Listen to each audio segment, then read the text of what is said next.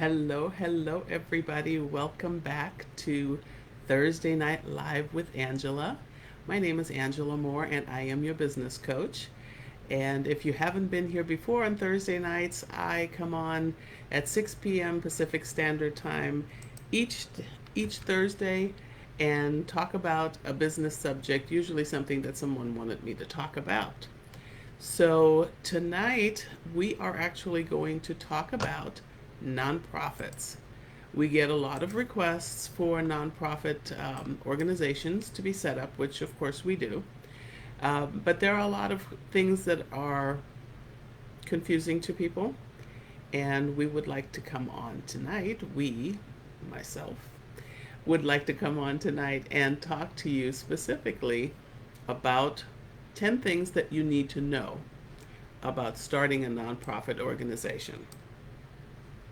So I didn't mean to do that just now, but hey, let's go back with this. All right. Well, we have some people on already. Hello, Ms. Naraya. Always nice to see you.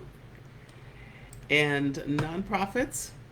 The first confusion I wanted to clear up with everyone is nonprofits versus tax exempt organizations. They are not necessarily the same thing.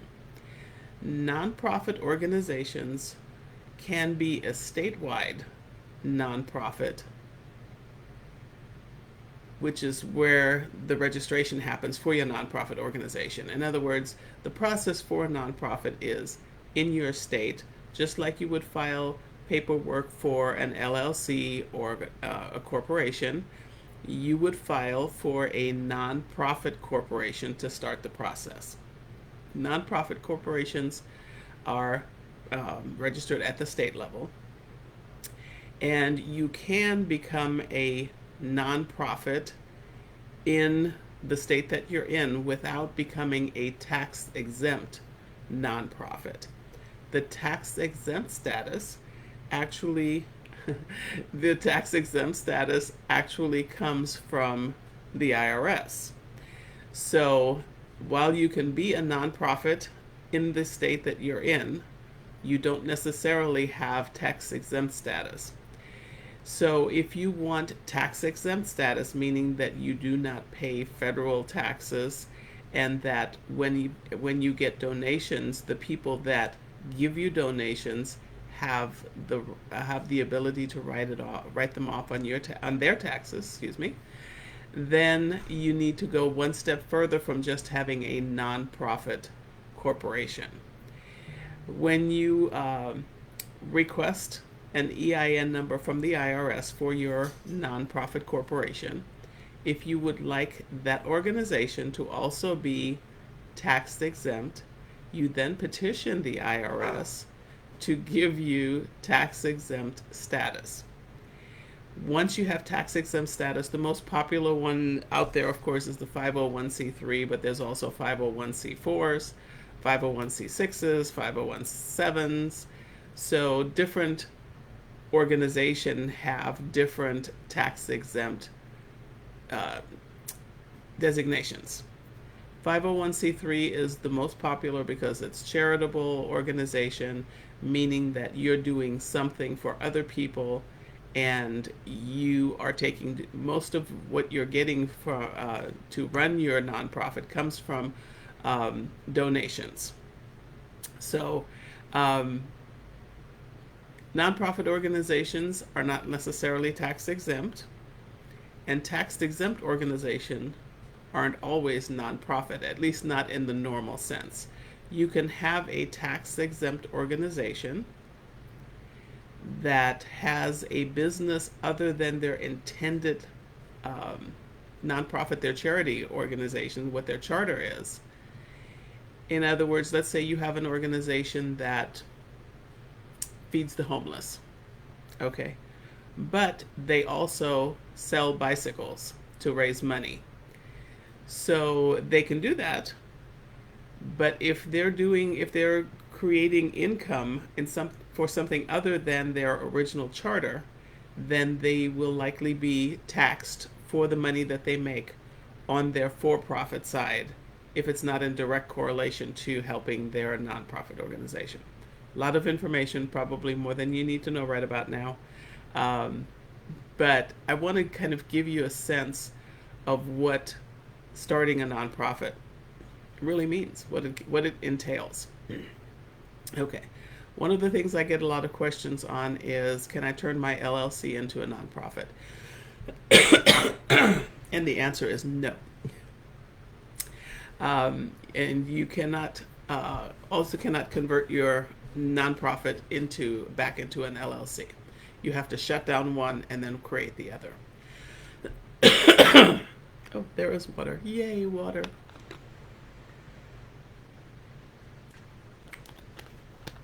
Okay. LLCs normally do not receive tax exempt status from the IRS.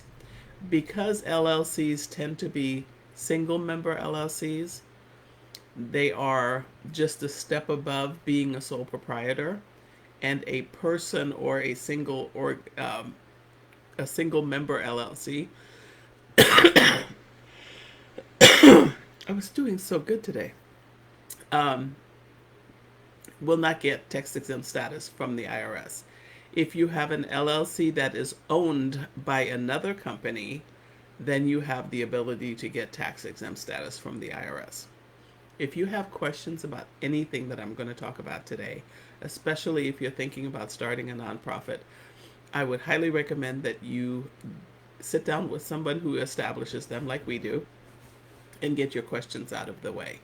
You can reach me at Angela at moreparkenterprises.com, or you can give a call to 866-887-3737, and we'll sit down and have a consultation and talk about nonprofits. One of the biggest misconceptions, or two of the biggest misconceptions about nonprofits are, if I start a nonprofit, I can never get paid. I can't make any money. I can't, I'm running this thing, but I can't make any money. I'm doing it all for free. That's incorrect. And the other misconception is that if I start a nonprofit, people are just going to start throwing money at me, and nothing can be further from the truth. So I'm going to talk about those two things in a little bit. But tax exempt status, like I said already, the tax exempt status comes from the IRS. The nonprofit corporation is registered with your state. Again, you don't have to have tax exempt status to be a nonprofit in your state. When you purchase a nonprofit setup from companies like LegalZoom and InkFile and those organizations, all they do is step one, meaning that they create your nonprofit corporation. They may get you an EIN number for an additional charge, or sometimes even for free, but that's where they stop. They do not petition the IRS on your behalf. They do not, in California, you have to register your charity with Franchise Tax Board. They don't do that. You also have to register your charity with the Department of Justice, and they don't do that. So be aware that when you go to those places, they only take you through step one of getting your nonprofit or tax-exempt organization started. In California, like I said, you also have to register with the Department, with Franchise Tax Board first. Once you get your determination letter from the IRS, you then petition Franchise Tax Board to certify you as a tax-exempt nonprofit. Once they do that, you also qualify to be certified under the Department of Justice program. And you do have to register your nonprofit organization, your charity, with the Department of Justice. The only ones that are exempt from that are churches. But I will tell you, here's what happens if you don't follow the process all the way to the end. And there are going to be some people who see this video that will attest to what I'm about to tell you. If you do not do all of your certifications and registrations and you're not certified, you can show up in the database of the Department of Justice because you're going to hit their radar at some point. And you will be in there, but it will say not certified. If you are not certified in the Department of Justice database and you apply for a grant with your local county or city and you get awarded that grant, the next thing they're going to do is, before they give you money, is they're going to go to the Department of Justice and make sure that your nonprofit is in good standing. And if you're not certified, you will not get the money. You will not get that money. And it's not like you can fix it real fast, because it takes up to 90 days to get the Department of Justice to certify you, and that money is gone. You have to apply all over again next year, or the next opportunity that comes up for a grant. So do not skip that step. It is very important. When we set up a nonprofit organization, we take care of everything. We take care of the first step, the EIN number, petitioning the IRS, filing your reports, filing your registration with the Franchise Tax Board, and also doing your registration with the Department of Justice. We also go a little bit further. We actually create letters for you to invite directors for your board. We do the first meeting with you to show you how to file your minutes for your nonprofit organization, so that you kind of have a running start by the time we're done with you. So, having a nonprofit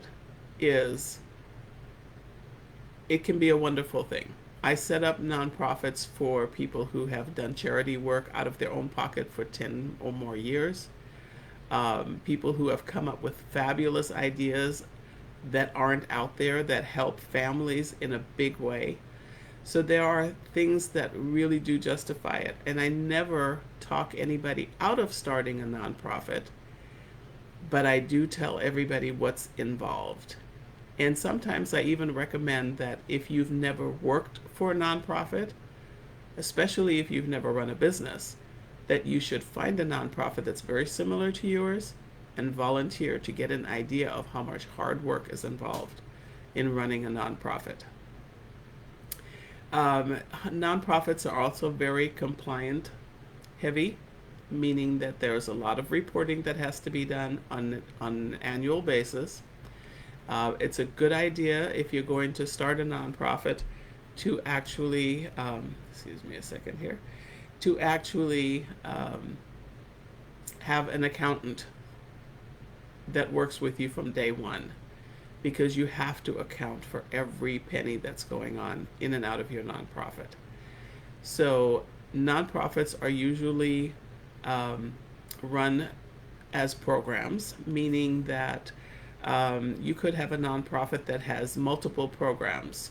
So, you can have a nonprofit that feeds people, Feed the Hungry, that also has a clothing store. Maybe it has a job training center. Those are all individual programs. And each one of those programs needs to create a budget, because a ton of your time when you have a nonprofit is spent fundraising. People do not just throw money at you. I've done a lot of budgets for nonprofits, budgets that people are surprised the size of a budget is. If your budget for your nonprofit is less than $100,000 a year and you have a halfway decent program that you're trying to implement, you're probably way under budget. So if budgets and numbers are not your thing, they are absolutely my thing if you want me to help you write a budget for a specific program for your nonprofit. All right. Do we have any questions yet? Hi, Jackie. All right. So let's talk a little bit more. Fundraising. Fundraising will become your life, or someone that you hire to do fundraising for you. Responding to grant applications, writing proposals, in order for you to fund the programs that you want to run throughout the year, everything requires money. So you have to start building a database of people that support what you do and hope that they support you every year. Getting to the money that you need to run your program is not an easy task. And if you intend on running your nonprofit doing all the fundraising, implementing all the programs, and running the programs, and that seems to work in your mind, the reality will be very, very different. Like I said, fundraising becomes almost a full time job. You need to have somebody who keeps a track of all the accounting, making sure all the money coming in and all the money going out is allocated properly. And running a program by yourself, it, you don't want to do that. You really don't. Which actually brings me back to another point, because when you have a nonprofit organization, you have a board of directors, and then you have your C-level executives, your CEO, your CFO, president, and secretary, and all of that. The board of directors is in charge of the nonprofit. Let me clear something else up. Nonprofits are not owned by anyone. Nonprofits are not owned by anyone. You may be the founder, you may have started the nonprofit, but make no mistake that if you make any kind of mistakes creating a board of directors that's not aligned with what you want the organization to do, and they take a stand and they have the numbers, they can vote you out of your own founded nonprofit. It happens. It happens a lot. So make sure you understand when you're getting your board of directors together, make sure you're dealing with people who have the same ambitions for your nonprofit. They clearly see your vision of where you want this organization to go and what you want that organization to do. And make sure that you don't lose control. So at the beginning, you could be on the board of directors and you could be the president. But as your organization grows, you have to make a decision. Do I want to be the president and make money? Because the board of directors is usually not paid. Do I want to be the president and make money? Or do I want to keep control and row this ship in the direction I want it to go, being on the board of directors and maybe even being the chairman of the board? There are a lot of things to consider when it comes to starting a nonprofit. It is not a one-man operation. Let me rephrase that. It is not successfully a one-man or one-woman operation. Just like any other business, I don't consider a nonprofit to be a business, although there is something to be said about it being a type of business. But any other business, if you try to do everything by yourself, you may be able to get it done, but you're going to significantly hurt the growth capabilities of your organization. It's a good idea to have a board in place when you first get started, even if it's just a temporary advisory board that helps you bring everything together, that helps you write the bylaws, that helps you bring people on board, that maybe has people that have access to people with money so that you can get some fundraising done. You can absolutely do that. It's a good idea to have a board when you first get started. Again, it may be a temporary board, but board members are contracted members. So in your bylaws, one of the things it'll say is that a new board member is any board member that's with us has a tenure of 2 to 5 years. Some organizations require their board members to bring funds in.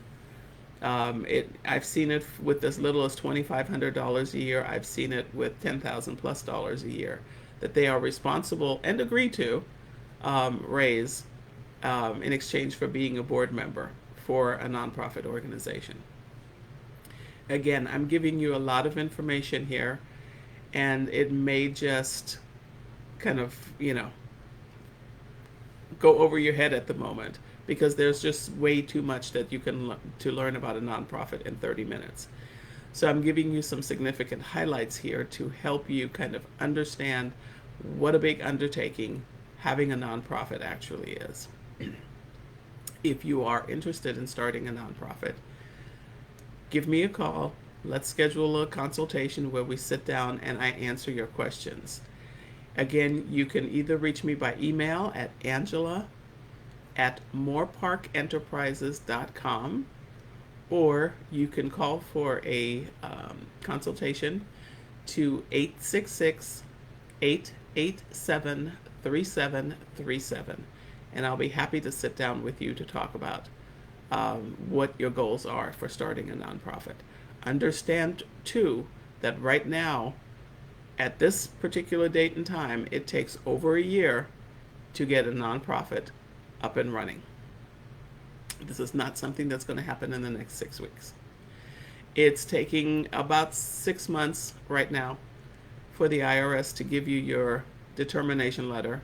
It takes another 30 to 90 days for Franchise Tax Board, and it takes another 30 to 90 days. Actually, Department of Justice tells you 90 days. When I did my nonprofit, it took 89 days, so I take them seriously. So as you can see, you're already, right at or over a year. So make sure you figure that into what you're doing, because if you start looking at fundraising opportunities and things like that with people that are going to expect a tax write-off from what they give you, you need to consider finding another nonprofit organization that's already established to be your fiscal sponsor. And that's something else that we can talk about offline.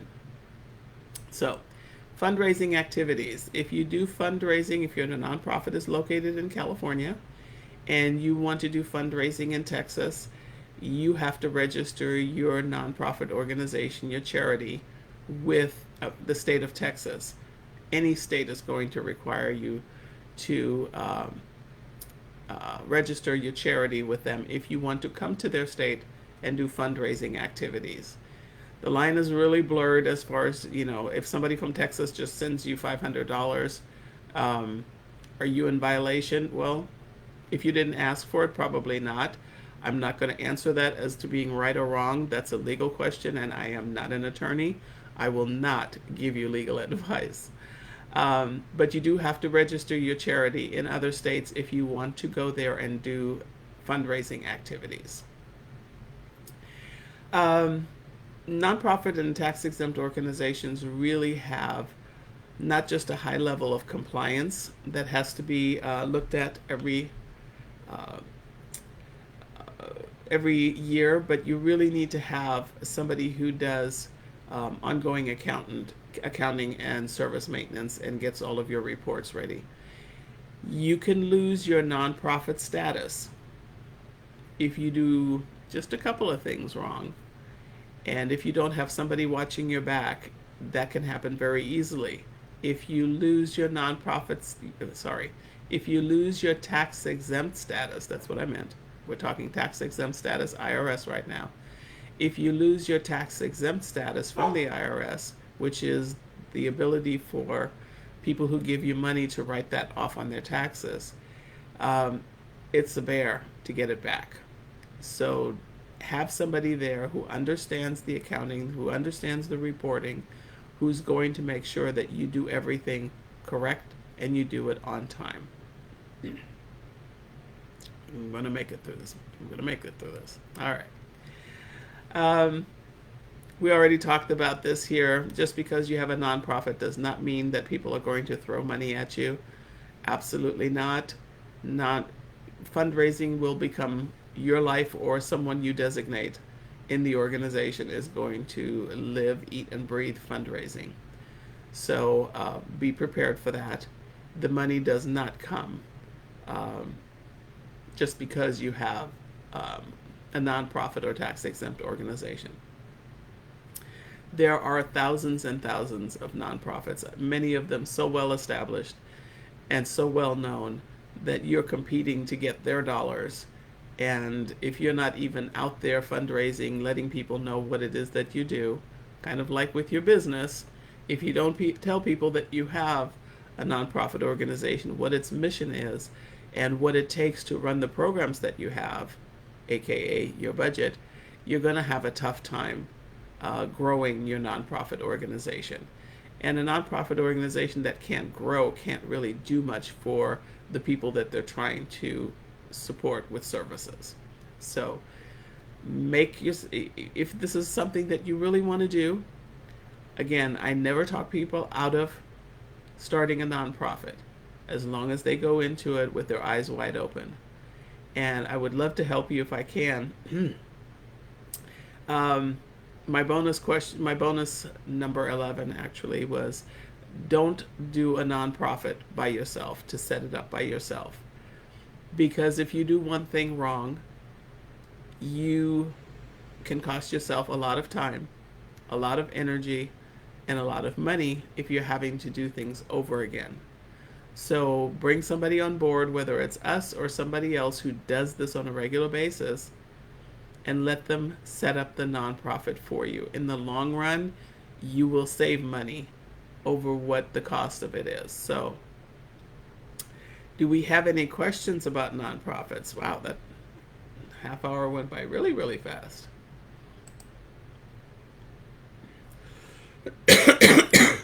Excuse me. All right. Let's take a look if I have any other notes here that I wanted to pass along. Um, let's talk real quick about, we've got 4 minutes, so I will touch on fiscal sponsorship. Um, my organization, Beyond the Village, which has been around since 2018, does business development and job training services for veterans. And as such, we have also taken on fiscal sponsorship for a couple of organizations that were ready to get their fundraising going before they have their determination letter from the IRS. What it means is that when we take on somebody as a fiscal sponsor, we take on an organization. Pretty much, it looks like a program when you look at our organization, meaning that we have a goal of what it is that we're going to do. We're currently doing a fiscal sponsorship with a nonprofit called the Swiss Project. And the Swiss Project is all about feeding a community, doing holiday meals and events, and doing clothing distributions to needy people in a specific area.